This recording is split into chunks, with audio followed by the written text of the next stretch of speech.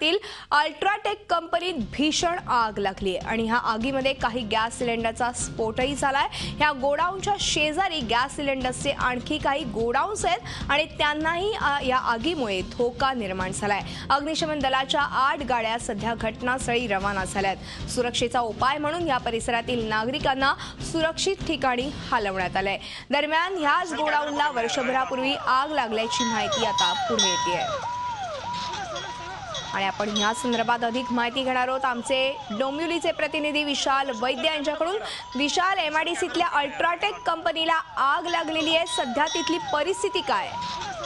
अत्यंत भीषण परिस्थिती आहे इकडे। सकाळी 9 वाजताच्या सुमारास ही कंपनी जी आहे तिला आग लागली आणि अत्यंत मोठ्या स्वरूपात ही आग लागली होती।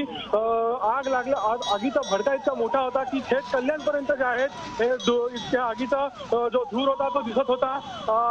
आता या परिस्थितीमध्ये आगीनं अत्यंत भयानक असं स्वरूप इथे घेतलेलं आहे। ही आग विझवायला कल्याण डोंबिवली महानगरपालिकेचे 8 बंब आहेत ते इथे घटनास्थळी आलेले आहेत। त्याचबरोबर बाजूचे जे शहर आहेत उल्हासनगर, ठाणे, नवी मुंबई या सर्वांकडून जे आहेत आगीचे बंब मागवण्यात आलेले आहेत। मात्र एक इथे परिस्थिती अशी निर्माण झालेली आहे की आज शनिवार असल्यामुळे इथलं जे पाणी असतं तो बंद असतो, त्यामुळे फायर ब्रिगेडला पाण्यासाठी धावाधाव करावी लागत आहे, पाणी मागावं लागत आहे। ही अत्यंत मोठी आणि एक टंचाईची परिस्थिती निर्माण झालेली आहे। आगीचा विचार केला तर ज्या ठिकाणी आग लागलेली आहे त्या आजूबाजूला 3 कंपन्या आहेत। त्या तिन्ही कंपन्यांना आता आग पसरलेली सगळ्यात धोकादायक आणि ही गोष्ट म्हणजे एक HP गॅसचं गोडाऊन आहे, घरगुती गॅसचं, त्याला सुद्धा आग लागलेली आहे आणि हे जे गॅस सिलेंडर आहेत त्यांचा स्फोट आता होत आहे। आता सुद्धा मी आवाज ऐकू शकतो की स्फोट होताना इतक्या भयानक स्वरूपात जी आहे ती आग पसरत चाललेली आहे आणि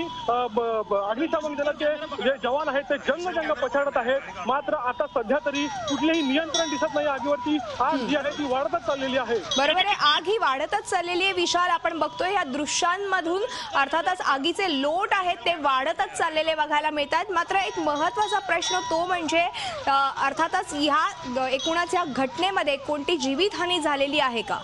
अद्याप तरी अशी कुठलीही माहिती मिळाली नाहीये। हा जो परिसर आहे ही जी आग आहे ती आगीचं स्वरूप बघता हा जो पूर्ण परिसर आहे तो तत्काळ रिकामा करण्यात आलेला आहे। एमआयडीसी परिसर असेल आणि एमआयडीसी लागून असलेला जो रहिवासी परिसर आहे तो सर्व जो आहे तो रिकामा करण्यात आलेला आहे। पोलीस बंदोबस्त इथे मोठ्या प्रमाणात जो आहे तो लावलेला आहे आणि ह्याला लागूनच कल्याणशील रस्ता जो आहे तो असल्यामुळे खबरदारीचा उपाय म्हणून त्याचीही वाहतूक जी आहे ती थोड्या प्रमाणात वळवण्यात आलेली आहे, जेणेकरून जे आगीचे बंब येतील आग विझवायला त्यांना कुठल्याही प्रकारची अडचण होऊ नये। अर्थात विशाल, ह्या आधी देखील अल्ट्राटेक कंपनीमध्ये वर्षभरापूर्वी आग लागली होती आणि आता पुन्हा एकदा अशीच आग लागल्याचं बघायला मिळतंय आणि ही मोठी आणि भीषण अशी आग आपण बघतोय आता सध्या या दृश्यांच्या माध्यमातून। अर्थात तिथली परिस्थिती नियंत्रणात अजूनही आलेली नाहीये। 8 गाड्या घटनास्थळी अग्निशमन दलाच्या पोहोचलेल्या आहेत। त्याचबरोबर पाण्याचा तुम्ही म्हणालात तसं पाणी उपलब्ध नसल्यामुळे आग नियंत्रणात यायला वेळ लागू शकतो। त्या संदर्भात काही कळू शकलंय का? कधीपर्यंत ही आग नियंत्रणात येण्याची शक्यता आहे? आता माझ्या समोर मी सुमारे 15 ते 20 फुटावरती जी आहे ती जे प्रत्यक्ष ठिकाण आहे मी बघू शकतो। तुम्हाला सांगू शकतो की अजून कुठल्याही नियंत्रणामध्ये आग आली नाही आणि उलट ती वाढतच चाललेली आहे। या आगीचं स्वरूप इतकं भयानक आहे की जे 8 अग्निशामक दलाचे बंब मागवलेले आहेत ते अपुरे पडत आहेत आणि ते जिकडे आग लागलेली आहे तिथे पोहोचण्यासाठी सुद्धा जो आहे अग्निशामक दलाला खूप अडचणीचा सामना करावा लागत आहे। जरी मोकळा परिसर असला तरी आग इतकी भयानक पसरलेली आहे की 8 दिशा सुद्धा कमी पडतील या भागातून जायला आतमध्ये इतक्या प्रमाणामध्ये ती आग जी आहे ती पसरलेली आहे। मात्र अग्निशमन विभाग जो आहे तो जंग पछाडत आहे, आपल्या जीवावरती उदार होऊन सुद्धा त्या ठिकाणी जात आहेत, हर एक प्रकारे प्रयत्न करत आहेत। मात्र मगाशी मी जसं सांगितलं तसं आज विशाल, खरे प्रयत्नांची काष्ठा करत हे अग्निशमन जे जवान आहेत अग्निशमनचे ते त्या ठिकाणी पोहोचून तिथे परिस्थिती नियंत्रणात आणण्याचा प्रयत्न करतायत। मात्र तरी देखील पाणी नसल्यामुळे, पाणी उपलब्ध नसल्यामुळे कुठेतरी ही आग विझवण्यासाठी आपण बघतोय की त्यांना खूप प्रयत्न करावे लागतात। आपण ह्या संदर्भात अधिक चर्चा करणार आहोत। आपल्या फोनवरती उपस्थित आहेत सुनीता पाटील नगरसेविका त्या ठिकाणच्या. सुनीताजी, आपण बघतोय की अल्ट्राटेक या कंपनीला भीषण अशी आग लागलेली आहे. काय सांगाल, कधीपर्यंत ही आग नियंत्रणात येऊ शकते आणि तिथे पाणी उपलब्ध नाही अग्निशमन दलासाठी? आता पाण्याचा आता प्रॉब्लेमच आहे, त्याच्यामुळे पाण्याचं खूपच हाल चाललेत. पण नगरपालिकेने कुठेतरी पाण्याचं नियोजन करून ठेवायलाच पाहिजे होता, कारण एवढ्या मोठ्या जो MIDC एरिया आहे तर तो फॅक्टरीला कधी कुठल्याही क्षणी आग लागू शकते. हे जर आधीच नियोजन करून ठेवलेलं असलं तर पाण्याचा प्रॉब्लेम येणार नाही.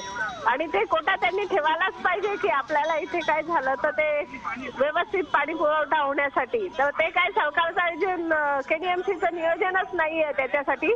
आम्ही बऱ्याच वेळेला जाऊन येतो तिकडे की तुम्ही काहीतरी करा. परत केमिकल फॅक्टरीचा खूपच प्रॉब्लेम चालू आहे किती दिवसापासून. केमिकल सोडतात, खूप नागरिकांना त्रास होत असतो, पण नियोजनच नाहीये काय तिथे. बरोबर आहे सुनीताजी, आपण बघतोय अल्ट्राटेकला ह्यापूर्वी देखील 1 वर्षाभरापूर्वी आग लागली होती अशीच, आणि आता पुन्हा एकदा अशी आग लागलेली आहे. फायर ऑडिट होत नाही का या कंपनीचं?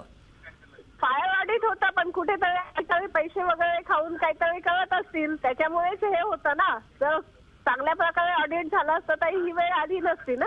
मात्र आता तिथल्या नागरिकांसाठी काय सुरक्षा व्यवस्था तुम्ही ठेवलेली आहे का? त्यांना हलवण्यात आलंय का? नागरिकांना आता हलवण्याचा प्रयत्न केला आहे. रस्ते बंद केले, तिथून रस्त्याने सगळे वाहनं वगैरे जाणं बंद केले. नागरिकांना सुरक्षित स्थळी पोहोचवण्याचा जास्तीत जास्त प्रयत्न चालू आहे. धन्यवाद सुनीताजी या संपूर्ण चर्चेबद्दल. ह्या होत्या MIDCच्या नगरसेविका सुनीता पाटील. फोन लाईनवरून त्या आपल्याला या संदर्भात अधिक माहिती देत होत्या, तपशीलदार.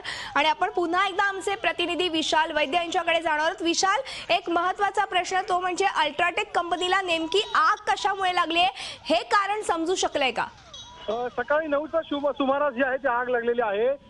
कशामुळे लागली नेमकं अद्याप हे कारण स्पष्ट झालं नसलं तरी बाजूच्या ज्या कंपन्या होत्या, अचानक ज्या कंपनीमधून मोठ्या प्रमाणात ज्वाळा बाहेर यायला लागल्या, त्यामुळे जे कामगार होते आजूबाजूचे ते आरडाओरडी करून धावू लागले. आणि प्रथमच या अग्नी इतका मोठ्या प्रमाणात पेट घेतला आणि ही पसरली की जे कामगार होते त्यांना फारच कमी अवधी मिळाला बाहेर पडायचा. मात्र सुदैवानं आता सध्या तरी कुठल्याही जीवितहानीची आता सध्या माहिती मिळत नाहीये. आता प्रथम जो आहे प्राथमिकता जी आहे ती अग्निशमन विभागाची, पोलिसांची, ही जी आग आहे ती नियंत्रणात आणण्यासाठी म्हणजे आटोकाट प्रयत्न करण्यात आहे आणि सर्व लक्ष जे आहे ते ही आग जी आहे ती नियंत्रणात आणण्यासाठी केंद्रित करण्यात आलेलं आहे.